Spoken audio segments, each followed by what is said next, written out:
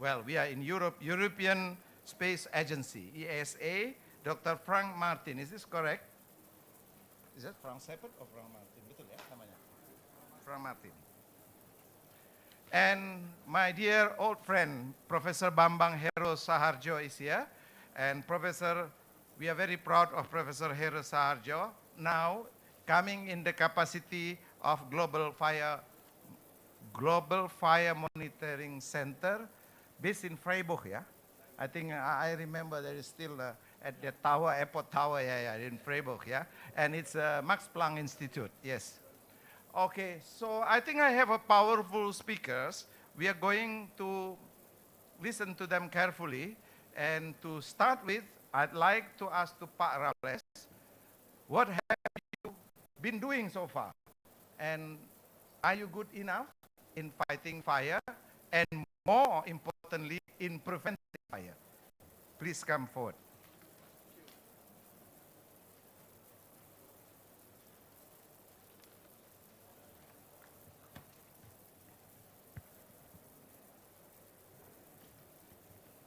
Good afternoon, ladies and gentlemen. Thank you, Dr. Efransa, as a chairman, and also the panelists, 5 expert speakers about forest fire. Today, I would like to present not like the last 4 years during the COP meeting. Normally, I explain all the steps how to combat the forest fire in Indonesia. But it is time, because we have already have some experience for how to combat the fire and what's the most important thing to do in the field based on our regulations. So my presentation will cover village-based prevention and land forest fire in Indonesia. Next, my presentation will cover the fire history, burn area and emission, and fire policy and the new paradigms, and the last is strategy to 2020. In the fire history, I just want to show the enormous land and forest fire in Indonesia. As we started in the biggest fire occurred in Indonesia is 1997, 1998. It was recorded 11 million hectare. But the last 5 years, 2015, it was recorded 2.6 million hectare. It is forest fire. But since that, our government, especially President Joko Widodo, has a new order, a new strategy to combat the fire by instructions how to fulfill the effort in the field by implementation of prevention priority compared to the suppression actions. And then from history, you can see from the graph, the hotspot 10 fire front province from NOAA satellite. We use the NOAA satellite because in ASEAN region, we use the hotspot from the NOAA, all the 10 countries. You have on this map or graphic, there are 4 provinces, a very high number of hotspots. And from the 10 years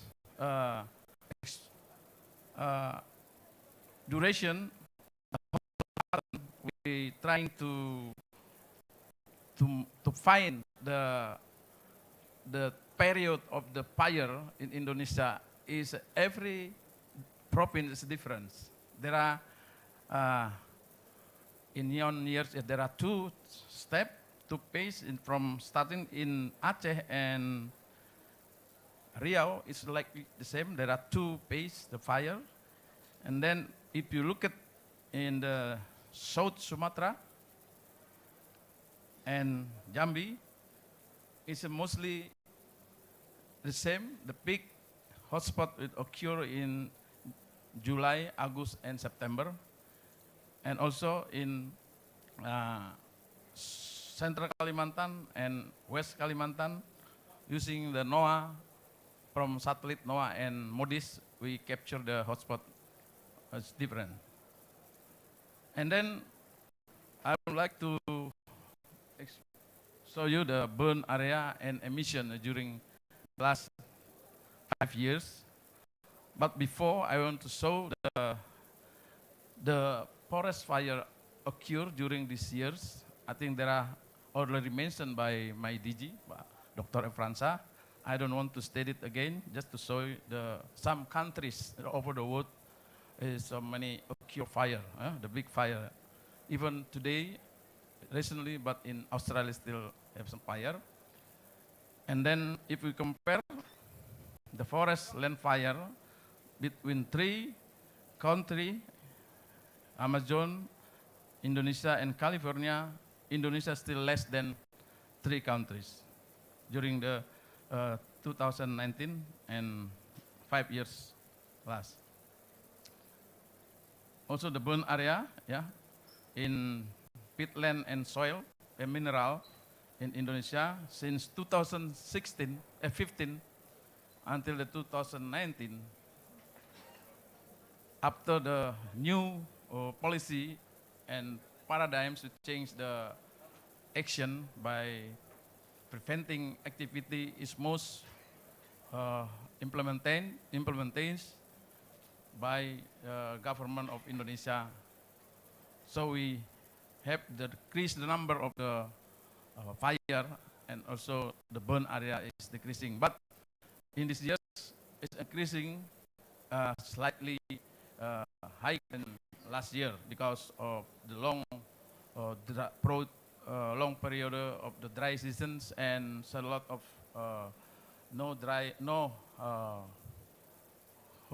no rain during the last 3 months in Indonesia, and also the peatland area is very dry. From the burn area, we can see the emissions. We calculate the emission until the October 2019. If you compare to Amazon, still less than Amazon emission, because we measure with the standard procedure of our government regulations. What is the policy, the new paradigms? As I mentioned before, President Jokowi already mentioned there are 4 mentioned: priority prevention, and then sustainable peatland management, and early suppression by doing some patrol, and then increase or enhancement the law enforcement to the suspect. What is the regulation? We have already done some forest and land fire haze related to and then also forestry and plantation compliance for all Indonesian company, and then also land use and peatland management. The new regulation already launched by all the ministerial and agency in Indonesia, which is related to protect the fire. And then the capacity strengthening forest and law enforcement, law fire prevention in the village. We use now with more priority to do prevention, especially based on the ground, based on the village level, because we have already identified all the forest fire or land fire is occur in the village. So now this year we are going to maintain to manage the villages. Now we have already inventory. There are 4,200 villages in very prone area, and then Ministry Environment and Forestry will do 1,200 villages with integrated patrol, and also the local government and stakeholder, including the private company, the rest 2,500 around. What's the pilot-based prevention with synergy among the stakeholder, as I have mentioned? we have a planning and prevention actions. So the ministerial and agency will support villages of community-based forest and fire prevention. There are seven ministerial who supporting this activity to support the village for the next year and until 24, sorry. This is mentioned the agency. And what's the fire-prone villages identification? As I mentioned before, there are 4,140 villages. This is already defined in each province. And what we have to do in these villages, we'll do a lot of action about the petrol. Yeah? The petrol will be, there are so many petrol. One is integrated petrol. It consists of the fire brigade, army, police, and head of villages and the NGO and local NGO. This is the number of the target of the villages in province with the very front area.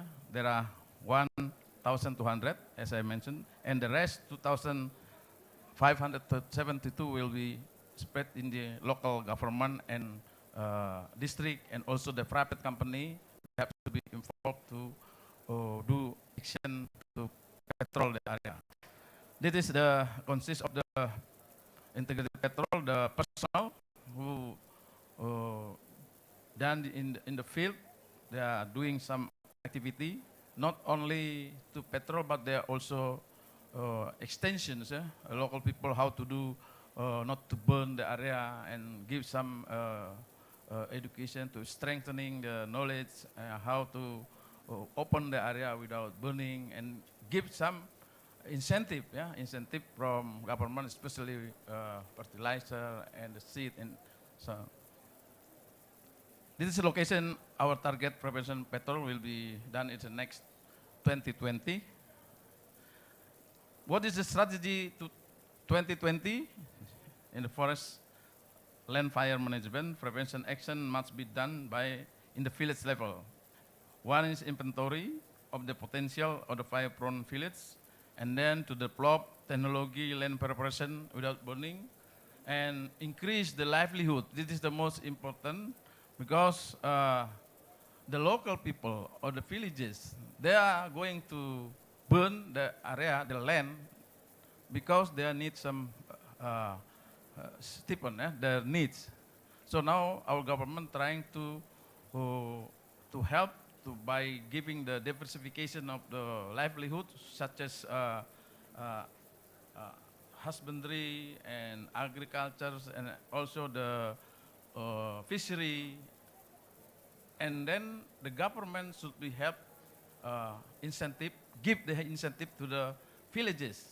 Now it's going to be implemented next year. And then the last is the budget allocation, because in the local level, the constraints are always the budget. So now the government, the central government, already set up the budget from APBN and also from the DBHDR and so.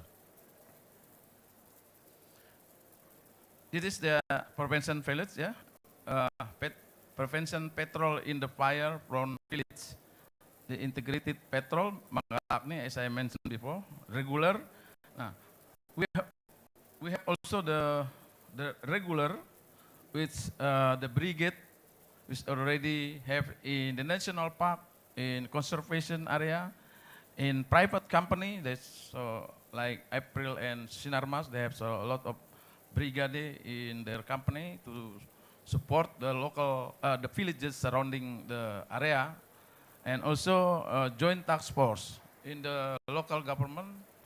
Always have to establish launch the task force team during the year.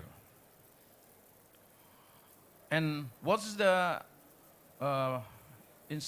the requirement need to enhancement, the the team in order to knowing the hotspot or the burn area.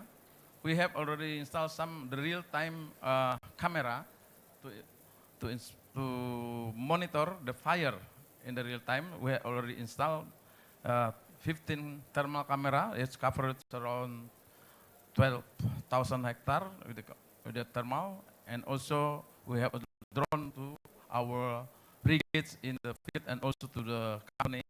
They have to have this equipment. So we're not all depending the hotspot from satellite because sometimes the time lag is become when we we inspect to the field, the fire is bigger. But if we use this camera, because it's alert system, we know directly, and then only half an hour we can reach the fire, and then we put it up early suppressions. This is the near real-time fire monitoring. So maybe from the NOAA or ERSA, from this time, from this event, maybe give some new technology you can absorb. Maybe you can help us to respond the fire as soon as possible. And what is our government last coordination to implement all the policy? Last December, not last December, last November, we have a big meeting with the ministry coordinating. Yes, hit by the ministry coordinating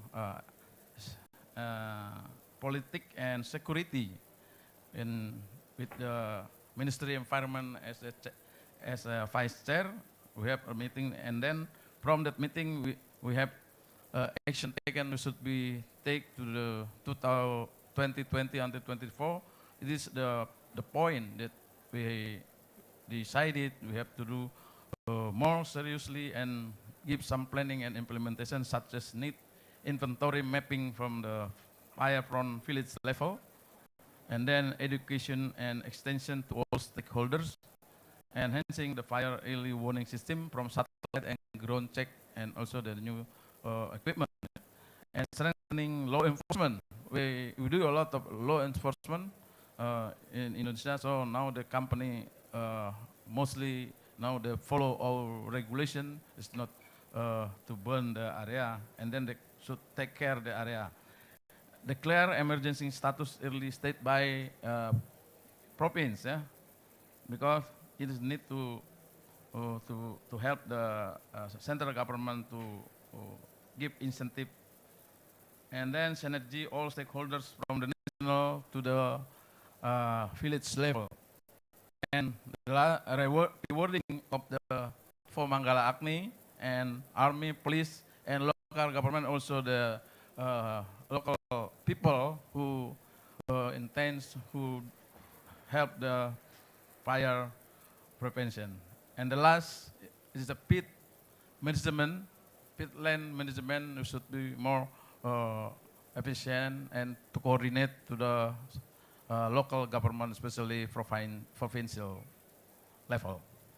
This is my presentation. Thank you for your attention. Thank you, Mr. Fransa. Thank you. Thank you, Director Raffles Panjaitan. And I think we heard clearly that he emphasized monitoring as well as action at the village level. So, and he need to be helped in mapping resources for the village prone area. I think this is a two key message from Director Raffles that we would like to take up. So now let me check other speakers. Is there any good news from Maryland, nearby Washington DC? So where Brittany Kroll, thank you for coming all the way here to update a little bit the situation regarding NOAA 20 satellite. Please do.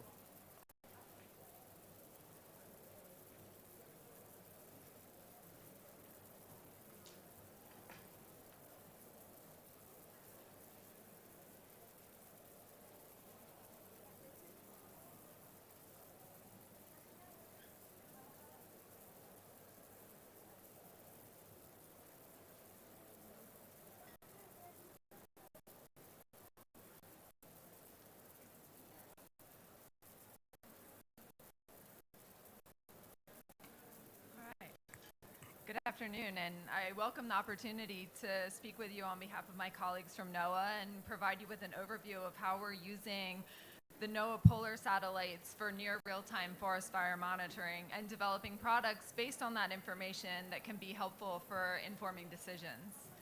As a very brief summary, the National Oceanic Atmospheric Administration, or NOAA, is a science agency that is focused on providing timely and reliable information, leveraging partnerships, and fostering innovation.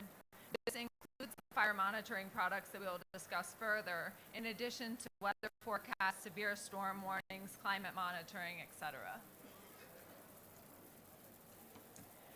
NOAA's Satellite and Information Service is specifically dedicated to providing secure and timely access to global environmental data and information from satellites and other sources.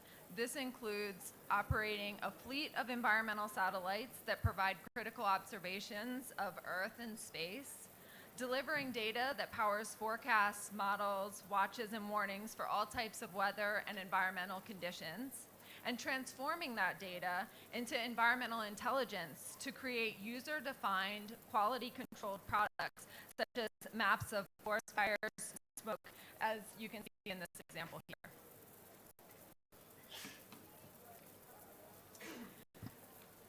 As technology has advanced, so has the value of remote sensing.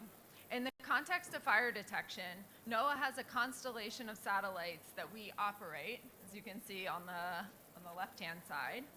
The Visible Infrared Imaging Radiometer Suite, or VIIRS, is one of the key instruments on board the Suomi National Polar Orbiting Partnerships, as well as the JPSS-1 NOAA 20 satellites.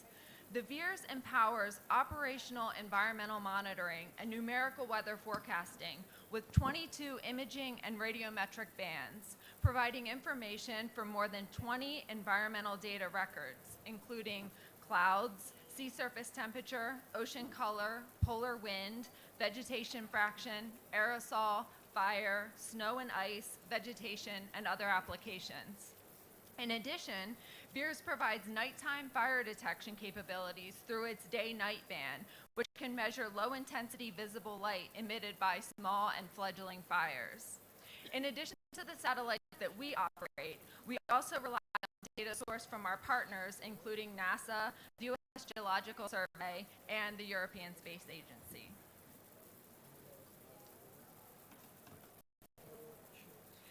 As mentioned, we currently have two VIIRS instruments on board the SNPP and the NOAA 20 satellites. The animation is not working, but you would be able to see how these satellites work together to provide high-resolution global imagery. So in the still image, you can see at the top, the SNPP, they kind of rotate in concert around the globe. And their supplementary orbits are separated by 50 minutes, providing 2 or more imaging opportunities every 12 hours from any point on the globe.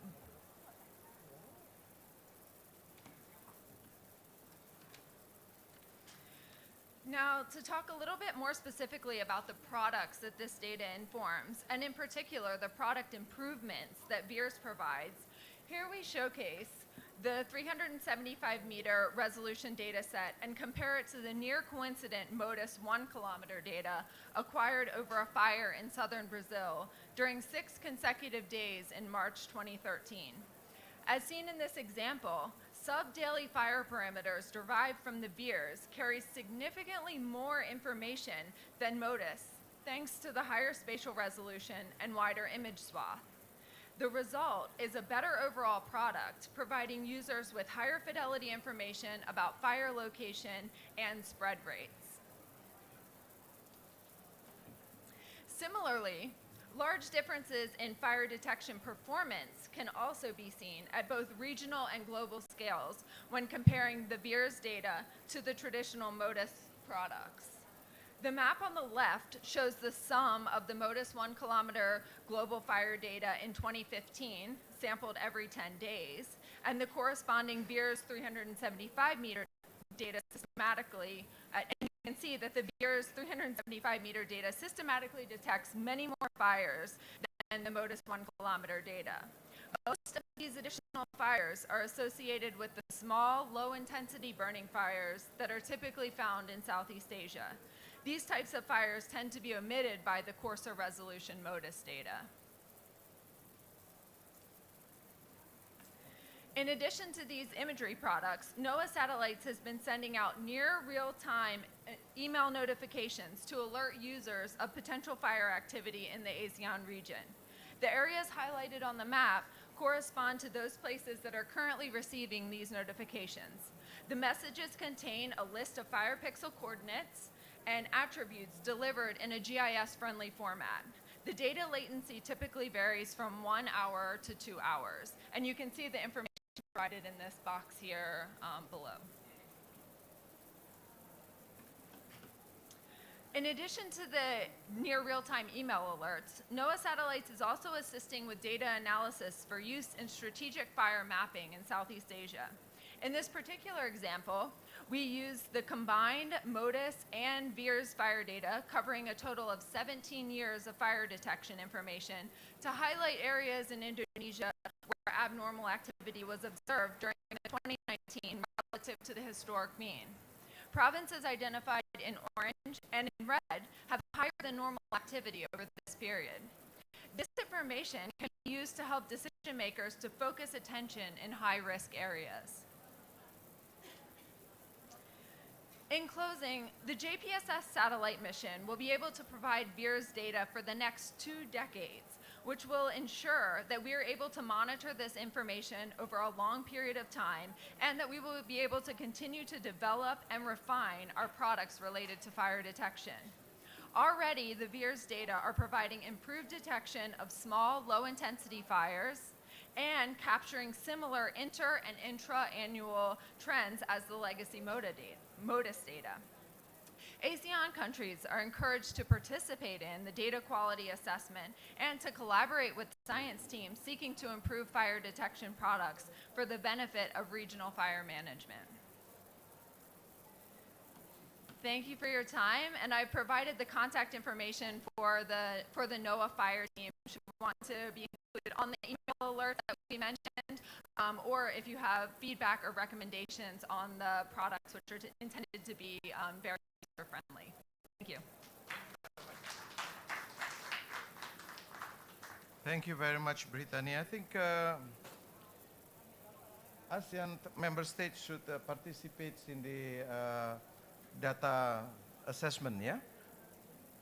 I think it's very important to collaborate on this, and as such, so that we can validate the nearly real-time delivering of the information. So now we just talk about monitoring through satellite. I think we shift a little bit by calling upon Professor Emilio Chufieco of the University of Alcalá, Spain, about mapping. Oh, Martin dulu. Okay.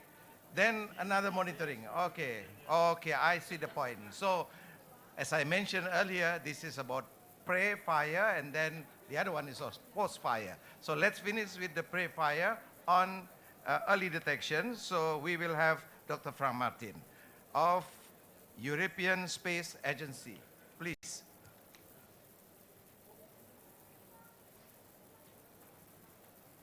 Thanks a lot. And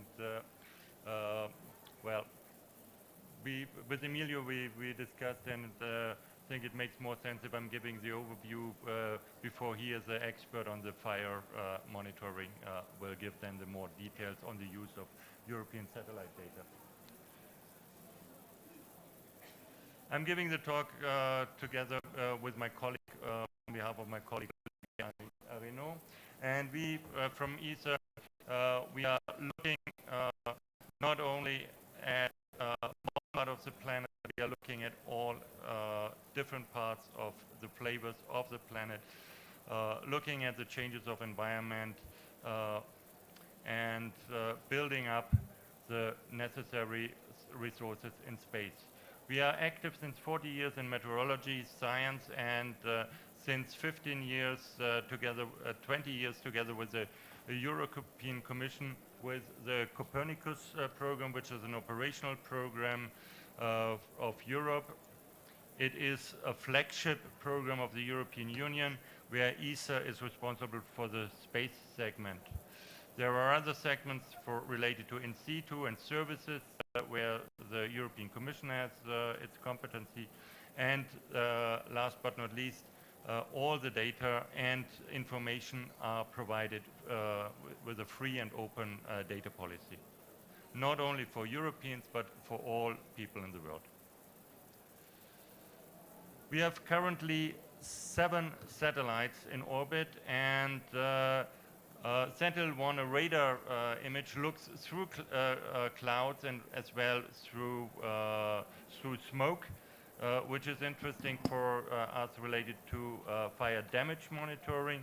Then we have the Sentinel-2 with a high-resolution optical, the Sentinel-3 for medium resolution and thermal information.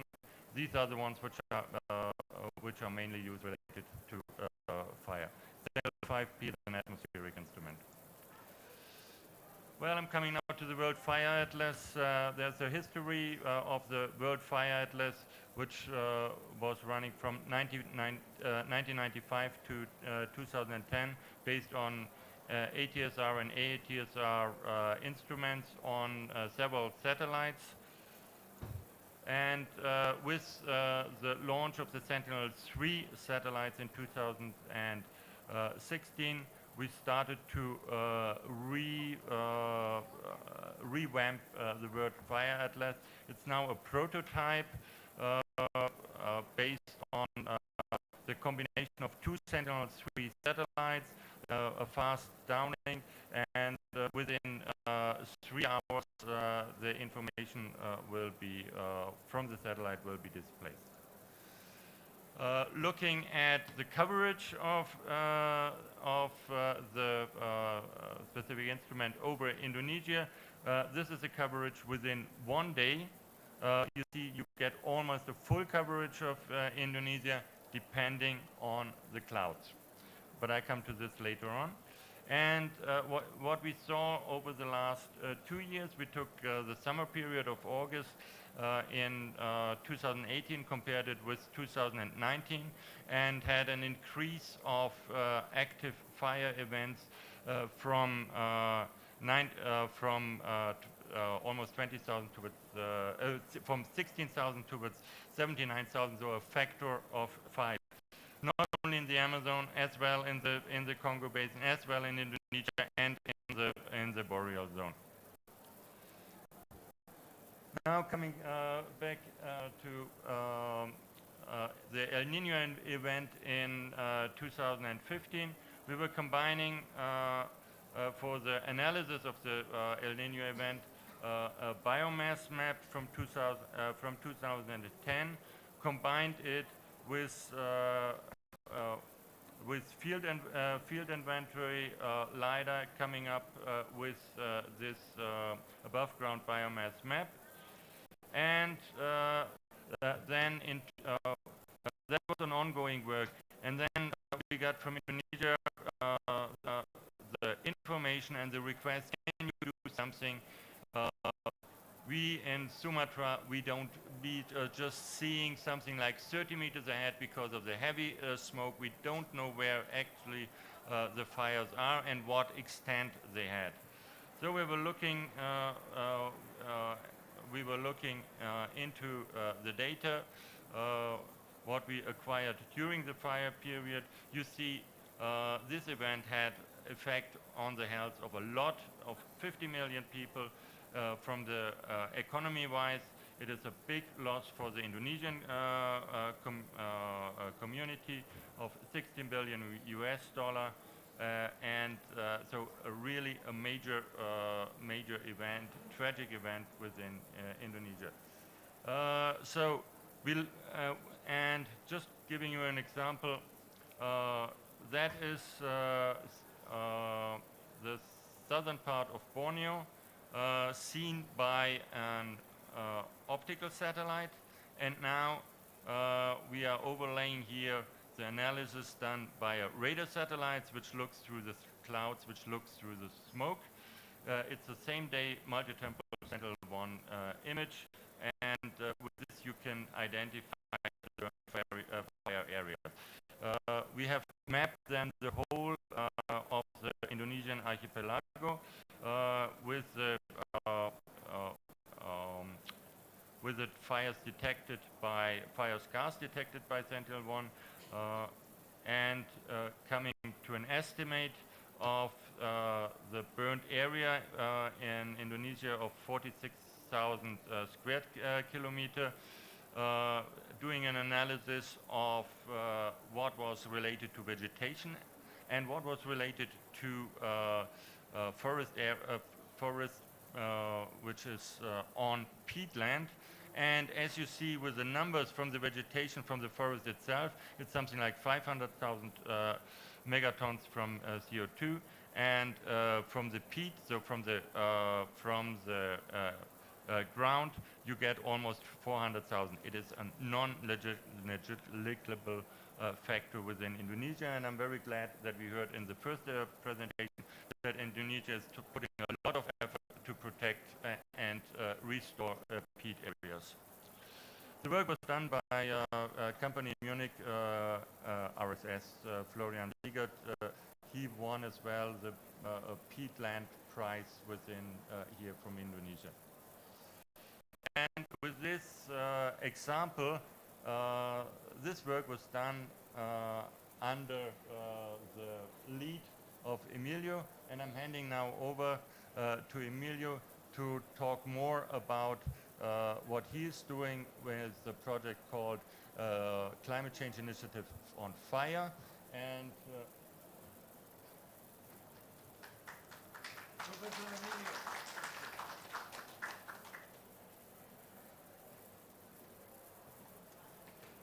Okay. Good morning, everyone. Well, I should first thank Israr and his colleagues from Indonesia for this kind invitation. I have been working for the last 10 years on the Fire CCI project, which is part of the Climate Change Initiative of the European Space Agency. There are 22 variables, essential climate variables, that are being developed within this program, and the idea is to obtain long-term data records of essential variables to help climate modelers understand the climate system. Well, just to let's put these things in context, satellite remote sensing can be used in the different phases of fire management. First, before the fire, to estimate the fuel loads, the moisture content of fuels, and also the fragmentation of landscape. During the fire, we have already seen some examples of active fire detection, but we also are able to estimate the energy derived from these active fires. And after fire, which is my main issue these days, is basically to estimate the effects of fires on vegetation and properties, and also trying to estimate the trends in vegetation recovery after fire. In terms of active fires, we already have talked about different programs by NOAA and by ESA. I got these slides from a colleague from the King's College in London. They are working with geostationary satellites. I think they complement the information obtained by polar satellites. The advantage of these satellites is that they have very high frequency. They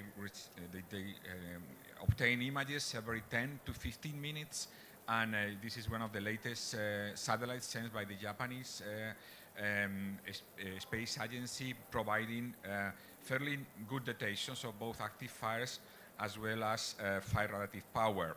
So this is a complementary view of what I was planning basically to say. So focusing in what is my main topic for today, we need obviously different critical information to better understand fire effects, burn area data. First, how much area is burned. Talking globally, if we look at the FAO statistics that are based on the reports submitted by the different countries, you realize that the estimation is fairly poor, because it is only, not all countries provide actual fire statistics, and in some cases they only consider fires as those affecting fire forest plantations. So they estimate about 600,000 square kilometers, but the most recent products estimate as much as 7 times that amount. So with the most recent product from NASA, we estimate about 4.3 million square kilometers, but still I think we are missing a lot of fires there. So with our own product, we estimate about 10% more than these estimations from NASA, because we rely on a higher resolution set.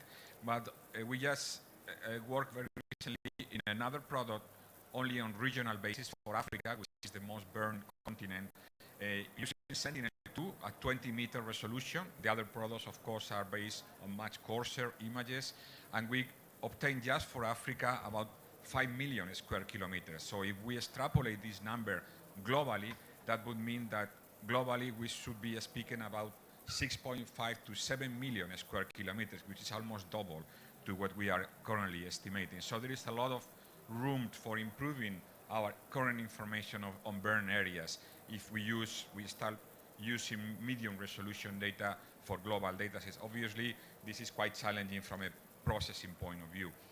In addition of how much area is burned, we also need to reflect on where it's burned, when in the year, how often throughout the years, and what are the causes, why it's burned, and what are the impacts in terms of emissions, in terms of impacts of vegetation, land degradation, etc. Just to compare a global product to the right, that comes from a NASA burn area product that is currently produced, with our own product from Sentinel-2 in the same region, the same year, and we realized that 80% more fires are detected by Sentinel-2 versus MODIS. And this is because obviously we are detecting small patches that are not included in global products. If you take a look at this column and you see that small fires, smaller than 100 hectares, are almost undetected by global products. So with the Sentinel-2, which obviously has a much better spatial resolution, we have an increase of almost 80% more burn area than with a standard global product. So this is something that obviously will be a development idea for future burn area products. Centering into the Southeast Asian region, this is the average burn area that we obtained from the time series of 2001 to 2018. We have not yet processed data from 2019. Sorry about that. It will be done in the next few months. And you realize that most of the burn area occurs in the peninsula, based mostly in Cambodia, Myanmar, and Thailand. And Indonesia has obviously important problems with fires, but as an average, is not the most affected country. It is much more important for certain years, but in a global number, let's say the peninsula has much more burn area. If we analyze temporal trends, you see, for instance, some years in which we have a more relevant fire occurrence, particularly in 2004, 2015, 16, for the peninsula countries, and the case of Indonesia, 2006, as we have just seen in the data from your own country. But Laos and Vietnam has a much lower occurrence, while Cambodia, Myanmar, and Thailand has a higher occurrence of burn area. In terms of anomalies, I mean, just analyzing the burn area in 2004 and also 2015, which was the highest, in both of these years were the highest anomalies in terms of burn area.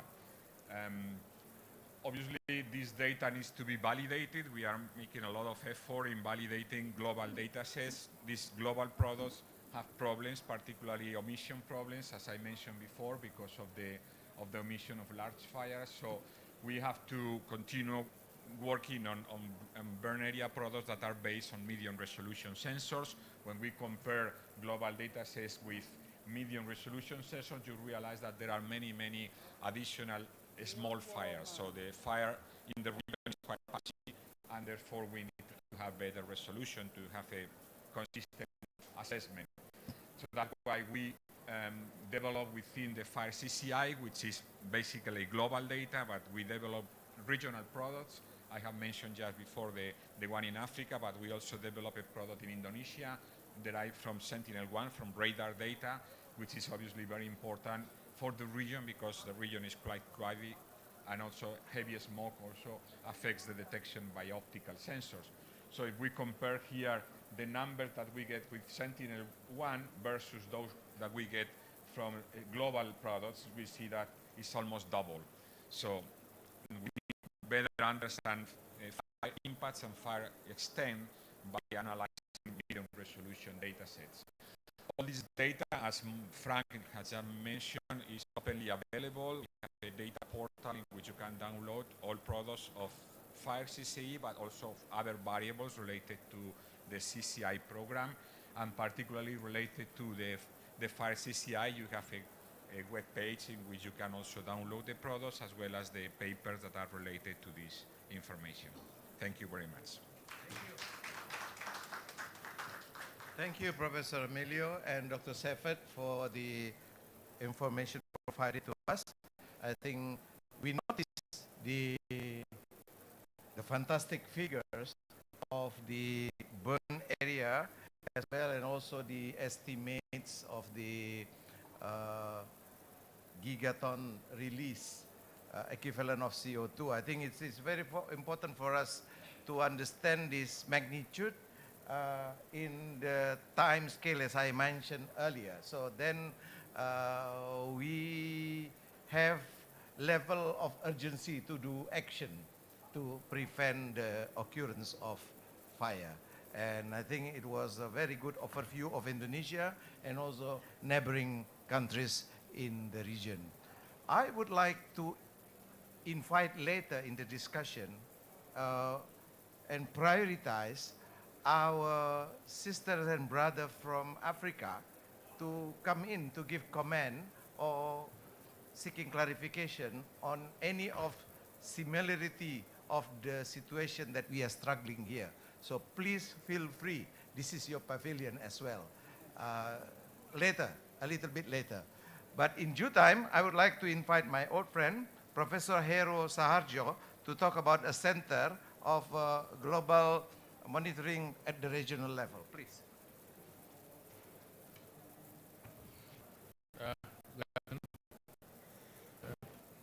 First of all, I would like to thank the government of Indonesia to invite us to share with you about what we are doing at the global level. I'm working with Johannes Goldamer for Global Fire Monitoring Center. I think this is situation actually done not for fire, maybe it's only examples in Sumatra and Kalimantan when the fire blankets, then the color also different.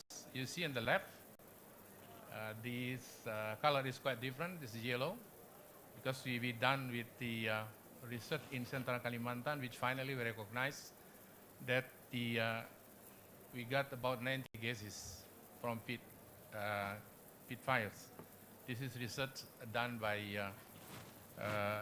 us, collaborated with the several universities of US and also funded by NASA. And then, of course, this situation already mentioned before. This is our experience in 2015, where 70 to 80% is blankets, and the lower is the case this year. And then I think maybe you all already see about the situation also. And then, but the problem is like you mentioned from Emilio and perhaps speakers, is, now fires is not only in Indonesia. There's many also. For instance, like this is only one of the examples that fire occurs in Thailand and also in Cambodia and Sarawak and everywhere. So this is only a few, so maybe also from others. And then this is what we discussed in Wildfire Conference in Campo Grande in Brazil last October. This is the specific landscape fire problem in Southeast Asia. The first one is because you know it's traditionally used, and then they are changing, climate change, and then now they use this the way of local peoples, and finally because many forests are affected by burns, for prevention in order to get the non-wood or forest product or something. And the second one, in mainland Southeast Asia, forest cover shifts from native forests to cultivation because maybe the forest is not there anymore, and then they go for the more seriously, for instance, like monocultures. And of course, traditionally, they're still burning, the slash and burns. And then finally, they will cause the unplanned fires and hence more prevalent smoke and haze pollutions. And then also the in the equatorial rainforest region in insular Southeast Asia, and smoke pollution become problems. And then you see there is many excellent technology, but the problem, I think, there is gaps there between the in landscapes, management, and policies. For instance, it is only an example between insular Southeast Asia and in mainland, because you are talking about in insulars, maybe this is less than what we are doing in mainland because many things there. So this is again should be combined in order to get better understanding of it. And then the other ones that we need also to understand the breadth of these issues along with utilization of suitable knowledge, what we call science tools. And then the fire, smoke, and health problems is actually caused by humans. In Indonesia, for instance, you can say about 99.9% is man-made. So therefore, not only fundamental fire science, dealing with social issues need to be addressed. And then now we're entering why then we are establishing the regional center. For instance, the case in 2015, because of fire repeated and also continue with 2016 to 2017, and then also the widely perceived positive and earned shifts in the political landscape to tackle fire and smoke problems has prompted the GMC, Global Fire Monitoring Centers in University of Freiburg in Germany, through the financial support of Federal Republic of Germany, and then finally to assist the establishing of Regional Fire Management Research Center, Southeast Asia region in mid-2017. And then this is our responsibility because of the this center already. First is development of internet-based information portals, which includes science of vegetation fires, because we're working on science, okay, and then related scientific disciplines. And then second one, the development of web-based documentation and information portal on the practice that are prerequisites for the application of scientific principles. And third one, creation of interface and promotion of dialogue between surface and specialist government institutions and civil societies. And then number four, provision of advisory service for sustainable policy and land management. And then promotion of regional cooperation through networks, because now we have many networks all over the world. And now in Asia, located in Bogor under Faculty of Policy of IPB University. And the sixth is training and continuing of vocational training in fire management. Then we are launching in July 2017. It's opened by Her Excellency by Ambassador of Germany in Indonesia, attended by the Secretary General of Ministry of Environment and Forestry, and also led by Johannes Kuldamert. And then this is after we discussed with the Ministry of Environment and Forestry, Dr. Siti Nurbaya. And then, of course, after that, we start to communication with others, with our colleagues from this country, to see how they communicate with the data that are already there, and then how to use. This is at the regional level. And then, continuing in 2018, we invite the representative from our regional countries to discuss about the possibility to have collaboration together, and how about the forest prevention, because now we have a lot of data. The question how we can use it, because if you just put in the website, do nothing. But the problem, also the people understand about this. This is, I think, is one of the goods. So this is, then we discussed during that meeting. And then also, we produced the bilingual bulletin. It's English and Indonesia. Sometimes, because the need also knows about the information on it. And then, because we would like to increase our standards, then we establish also the your fire competency standard and training at different language. It's not only in Indonesian language, but we have now in Malay language, and we have also Thai language, and also Vietnam language. So now you can check it in our website. You can read it and you can download it. It's free of charge. Hopefully, maybe next after this meeting, maybe others like we have my colleague here, my old friends is Mr. Lamontagne. I miss him for 20 years from Myanmar. Maybe he can also make this so we can read. So we have the same standards. And then we have also communication through the social media, because sometimes they ask us, what is going on now in our lands? I don't know, is it a fire or anything?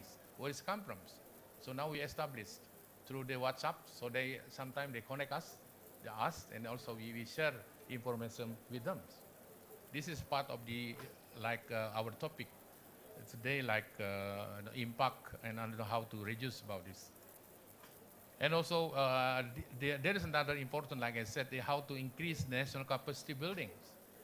But this is, we're training about 2 years. This is, we are lucky because we teach the law enforcement officials.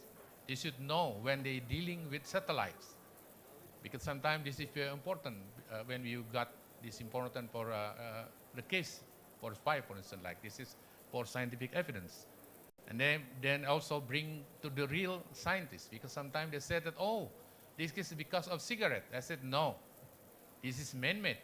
So I let them learn in my laboratory, in forest fire laboratory. And I give them, you should improve by yourself. And then sometimes, oh, Bambang, because this is dry leaf, connect with each other, then I give them dry leaves. And you make sure this is, because this both dry leaf is dead materials. How can work each other? So this is the way we increase capacity building in order to know, to recognize that the real, who behind the fire itself. And then we got also daily monitoring. So we have, sometimes he is busy, but now we monitor. So we let everybody know, hey guys, now your fire is near the airport. Send your fire brigades. So this is part of our regulation, our tools, our works in order to reduce the impact, in order to also to reduce the scale of fires. And then you see, this is maybe sometime we have a different perception, but then we can talk together. And this is our website, yeah. You can see and everything. And then this is our conclusion. We are independent. Nobody can touch us. We depend on us based on science.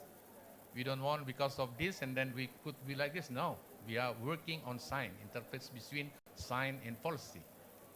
And then Regional Fire Management Research Center is working on the concept of the global wildland fire networks and Regional Fire Management Research Center globally, a voluntary commitment to the implementation of Sendai framework of disaster risk reduction.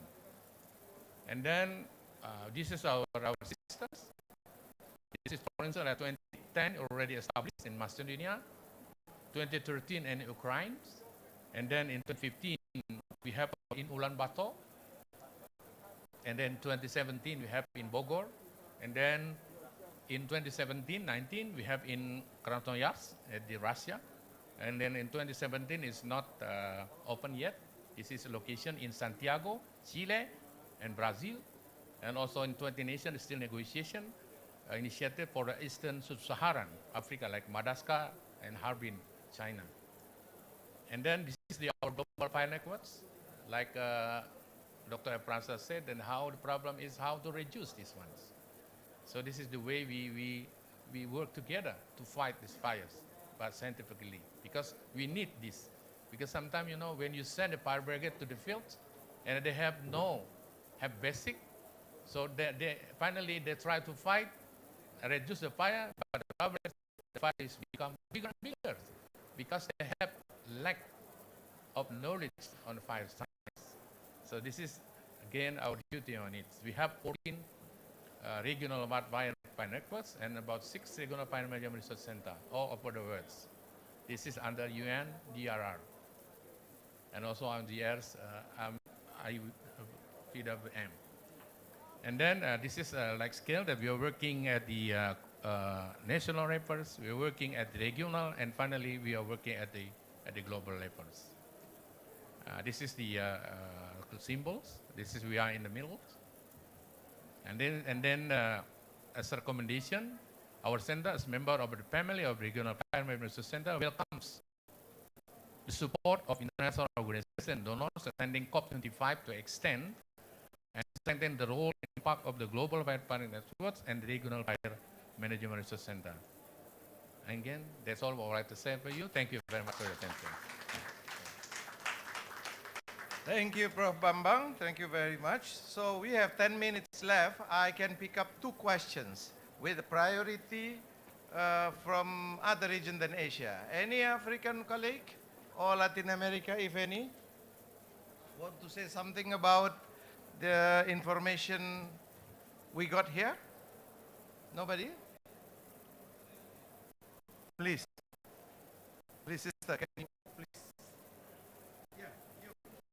Go ahead. Do you have mic? Go ahead. Huh?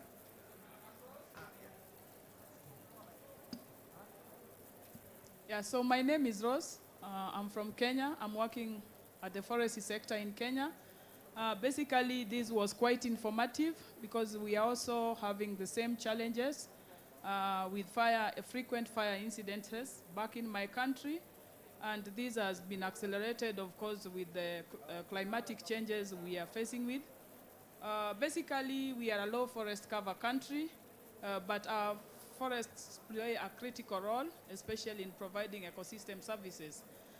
We are using community forest association, just similar to the case in Indonesia, to manage our forest. Our biggest challenge is also to monitor forest, real-time monitoring of forest, but we are also trying to get forest resource technologies that could also help us to monitor fire management, but also degradation in the forest. So this is quite informative. We are also working with several partners just to ensure that we have real-time monitoring of our forest situations back at home. Thank you. Can I go to the right wing first before going there?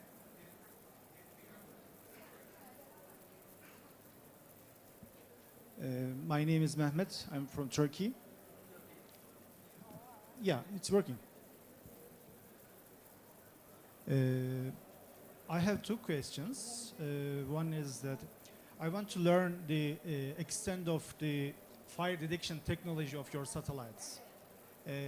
In how many minutes after a fire started, they take action? And for example, in Turkey we have cameras set on fire observation towers, and these cameras detect forest fire in a minute and send small messages to local foresters and regional forest directors. This is the first question. The other one is, in one presentation, I saw the question why. So how do you understand the reason of a forest fire using a satellite? Thank you. Can you analyze the reason why? Can we go back to African? Please, this will be the last question, I'm afraid. And then, Professor Emilio, you are ready.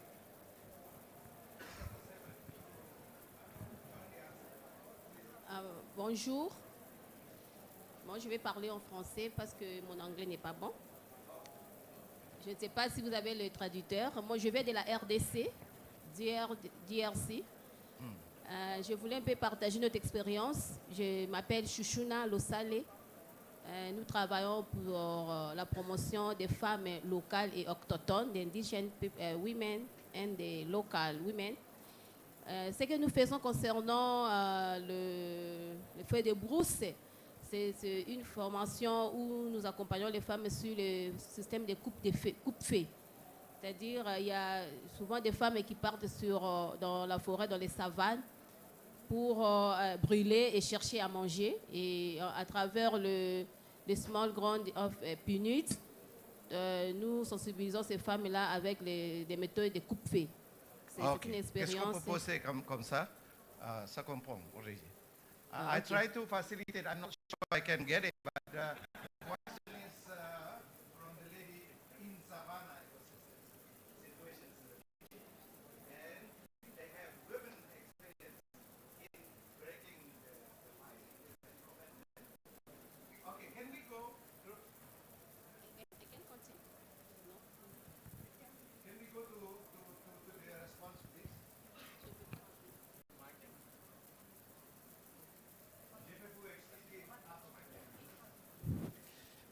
Well, in terms of fire detection, currently we have geostationary satellites that provide detection every 15 minutes, but obviously you need to have a certain size to be detected because the pixel is quite coarse. So I wouldn't say it is operational yet to supplement ground surveillance. Obviously for countries that do not have anything, it has an impact, but I wouldn't recommend it as an operational. In the near future, probably we will have much smaller pixel size for geostationary satellites, and they could be operative. In terms of Savannah, fires in Savannah are probably the most extended one, both in Africa, South America, and the northern part of Australia. And in general, they could be reliably detected by satellites. Obviously, the causes of fires are quite difficult to detect. This is a human problem in most of the cases, so you need to understand the culture and the agricultural activities, the practices to more or less understand fire regimes. But satellites provide information to support that, but you need at the end to go to the field and talk to the people. Well, I would just like to complement what Emilio was saying related to the geostational satellites. Currently, we are having the polar orbiting satellites. That is as well the case for NOAA, and there the time after observing from the satellite is between 1 and 3 hours. NOAA system is operational, and ours is currently in a pre-operational test phase, and we want to reach as well the 1 to 2 hours what NOAA was quoting before. Brittany, you have 1 minute. Yeah, so I would just agree with my colleagues that we do have a 1 to 2 hour latency on the email products that we send out that include the GIS information, and that the satellites are intended to be complementary with the in situ observations that are being made, and then the response actions are dependent upon the regional organizations and local communities to act on that.